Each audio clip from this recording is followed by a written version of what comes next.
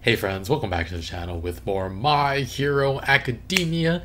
This is season 2, episode 20, and last time we wrapped up some internships. It was a lot of fun. Froppy, my heart is still soaring from that. But yeah, excited to see what they have in store for the last 5 episodes. I can't imagine it's like an entire full arc, but I don't know, who knows.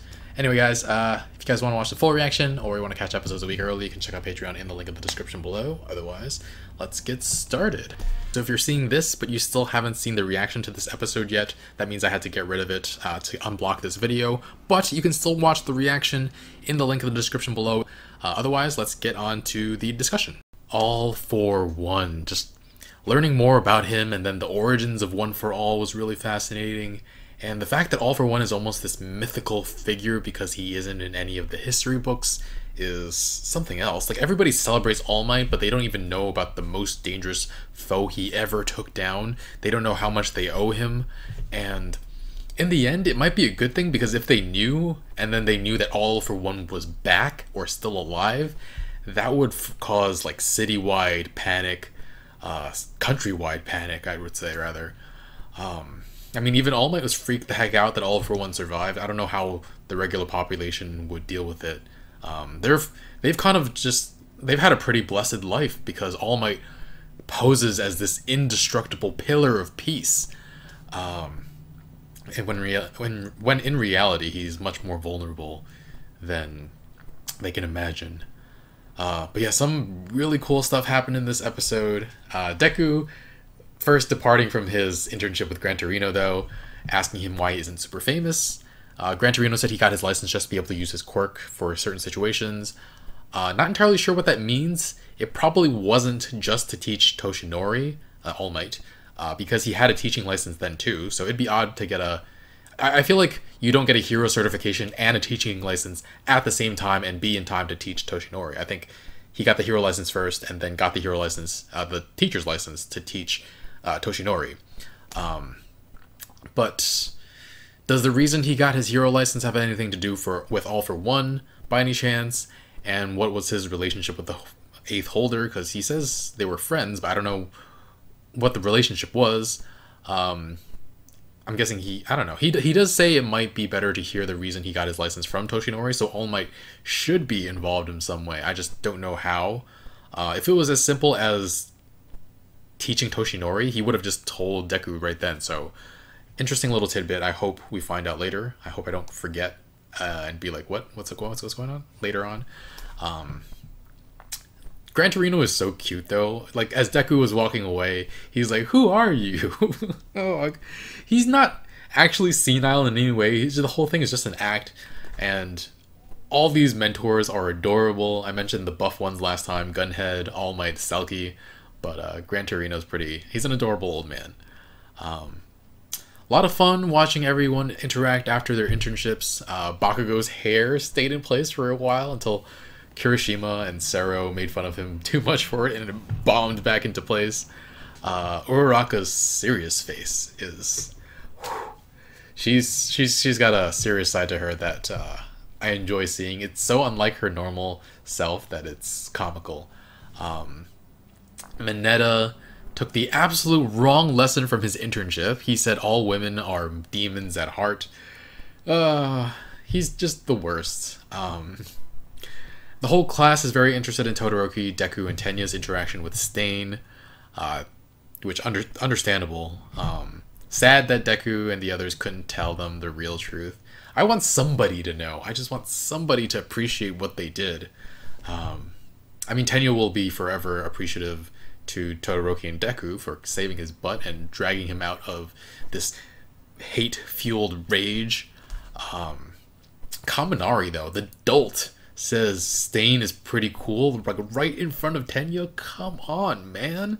Are you serious? Kaminari. I mean, Mineta's bad because he's intentionally like the most perverted being. But, like, Kaminari is just so dumb sometimes. Oh, I mean, I guess he fried his brain too many times using his quirk, but, like, still. Really enjoyed the race. Would have been cool to see other characters compete, but I get that this was more of a comical way for everybody to learn about Deku's new way of using his quirk. And Also for Bakugo to get more and more angry at Deku. Um, it was great seeing everybody impressed by Midoriya, though. He's been working so hard the last few months, dating back to before the entrance exam. So nice for him to get some recognitions from his peers. He had to go slip on a pipe, though. Like, his takeaway after that was, when I'm flying through the air, I need to be careful where I land. Like, how was that not something you didn't know before? Like, how did you not... Why did you need to learn that through the experience of falling flat on your face? This child, sometimes he's so smart, and sometimes it's just like he makes this silliest oversights. Like, of course you need to pay attention to where you're landing when you're flying through the air. It's just... He's a very funny character at times. He's a mad lad, for sure. I still remember that thumb flicking at Todoroki. It's... But yeah, I was saying back in the sports festival arc that he better learn how to use his quirks soon, and he did. So I really want to see the sports festival in year 2, but that feels like so far off. They are doing... I'm not sure how far along they are with their current semester, but maybe we'll see it by season 4, maybe second year? I don't know, who knows. But yeah, Todoroki and Uraraka noticed just how similar Deku's movement was to Bakugo as well, and I love how pissed Bakugo is. I mean, Bakugo losing his cool kind of gives me life. Just more and more fodder for Bakugo to get mad over is just... It's so amusing. At the same time, I'm like, he needs therapy desperately, but like, as a show, it's fun to laugh at him a little bit. Deku's years of watching Bakugo, he has like so much respect for him that the first thing he does when he can control his power is to emulate Bakugo. That, I feel like that says a lot. And then there's that dressing room scene. Mineta is absolutely the worst. I do feel bad for Jiro, though. Like, she's the only one he didn't mention. And it's a weird place because nobody wants to be objectified by this grape-headed, pint-sized little kid. But, I mean, nobody wants to be... I don't think any of the girls want to be objectified, period. But she's the only one who wasn't objectified. I'm worried that might give her confidence issues. I don't know if it'll ever be brought up again, but I hope it doesn't affect her confidence going forward. Glad she got to poke Mineta in the eye, though. Freaking creep. Yeah, I'm fully on board for Mineta to get kicked out of 1A, and who's that guy who... the guy Deku faced in the first round of the sports festival? Shinso. I'm totally on board for them switching places. So yeah, now we arrived at the end of the episode, back to the discussion between All Might and Deku. First, the "Eat this" by Deku. Oh my freaking god. That was so funny. It's just too good. Eat this. I can't make that face. Okay. Yeah, and I actually wondered really early on, I think in episode 2 or 3? 3, I think. I wondered if you had incidental DNA ingestion of somebody with One For All, if it would result in transferring the quirk unintentionally. So finally have an answer to that. It has to be intentional. Somehow I forgot that during the Stain episodes. Imagine Stain with One For All, though. Imagine someone as strong as All Might, but willing and so incredibly capable of killing. I feel like all the heroes would be dead right now, right? Plus his quirk would be superpower too. That's what All Might mentioned about Todoroki. If like he got all for one, or One For All rather, his Fire and Ice would be even stronger.